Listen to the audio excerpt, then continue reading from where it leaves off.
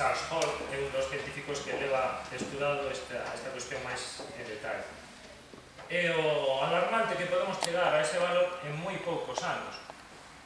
David Murphy ten feito unhas gráficas bastante alarmantes que sitúan a caída desde esa combinación de que cada vez temos menos cantidade de petróleo e que cada vez ese petróleo ten un rendemento enerxético menor. Esa combinación nos pode levar en torno a 2025, en torno a ese ano, a estar neste umbral no que a civilización industrial xa non sería posible.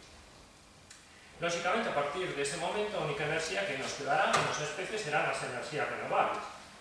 Pero non nos enganemos, a enerxía renovable non é un sustituto viable da enerxía fósil.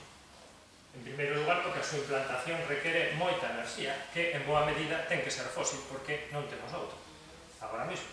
Nos cálculos de escala non saen. De feito, a enerxía renovable non pode ser o sostén, non pode ter mar dunha sociedade industrial de consumo como a actual. Ted Trainer é unha persoa que leva falado deste tema, entre outros diversos autores. Por lo tanto, é importante que desde a esquerda, nos saquemos esa ilusión da nosa cabeza canto antes. Con a enerxía renovable non imos poder soster o mesmo tipo de sociedade. É imposible. Por primeira vez na nosa historia, como especie, non imos ter cada vez máis enerxía. Xa nos explicaba antes Guirado, a nosa especie foi evoluindo cada vez a obter maiores, con novos modos de produción, con novos inventos, iba conseguindo cada vez máis enerxía. En primeiro lugar, o primeiro salto enerxético foi a invención da agricultura. Despois, un momento histórico tamén moi importante foi o descubrimento de América. Descubrir todo un novo hemisferio cheo de recursos, cheo de cosas que permitían aos imperios seguir florecendo. Despois chegou a revolución industrial, o aproveitamento do carbón, despois veo o aproveitamento do petróleo e cada vez íbamos dando saltos a dispoñer de máis e máis e máis enerxía. E isto, co teito do petróleo, chega a súa fin. E o descenso enerxético non vai ser simétrico ao ascenso. Unha economía mundial que só sabe funcionar se crece continuamente non pode adaptarse a esa situación de descenso irreversible. Isto implica o colapso desa economía.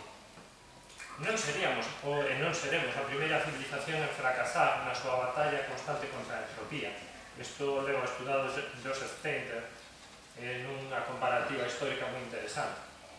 A complexidade dunha civilización ten un custo enerxético cada vez meirande. E ao final chega un punto en que non compensa incrementar, porque exixe cada vez máis enerxía dos rendementos que fornece. É ao principio os rendementos marginais e crecentes do que tamén nos falaba Guirado. A enerxía esgótase e ao final, tal como nos di a teoría dos sistemas dinámicos adaptativos, o sistema perde bruscamente a súa complexidade. É o que se chama un punto de emborque, unha discontinuidade. Isto implica, como vos dicía, o colapso. En resumidas contas, cada vez máis enerxía significa sociedades e economías cada vez máis complexas e é o que identificamos hoxe en día como o progreso. Cada vez menos enerxía implica unha reducción necesaria da complexidade e iso ou leva a un decrecemento controlado, algo moi difícil e prácticamente sen precedentes na historia, ou a un colapso, que é a saída máis probable. A lei básica dun ecosistema nos di que a capacidade de carga dese ecosistema ten que ser igual ou maior que o produto da súa poboación polo consumo de recursos que fai esa poboación. Cando desapareza a capacidade de carga extra ou capacidade de carga fantasma que temos grazas ao petróleo, ou temos reducido o noso consumo ou veremos reducida a nosa poboación, é dicir, un dos dous factores dese produto. Esa reducción da poboación pode ser de varios milleiros de millóns de persoas, ata volver aos niveis de poboación que existían na época preindustrial e que eran os que podía manter o ecosistema cos recursos renovables. Conclusión: vai haber decrecemento que iramos ao menos, en moi breve plazo. Lóxicamente, nun mundo dividido en estados, clases sociais, poder público e privado, etnia, religións, etc., xa sabemos como é o mundo, non fai falta que vos lo explique, o máis probable será unha prolongada guerra a múltiples niveis polos últimos recursos. Que non será evidente que será polos recursos, xa sabemos que nos agachan as razóns últimas das guerras e de todo tipo de conflitos, buscan cabezas de turco.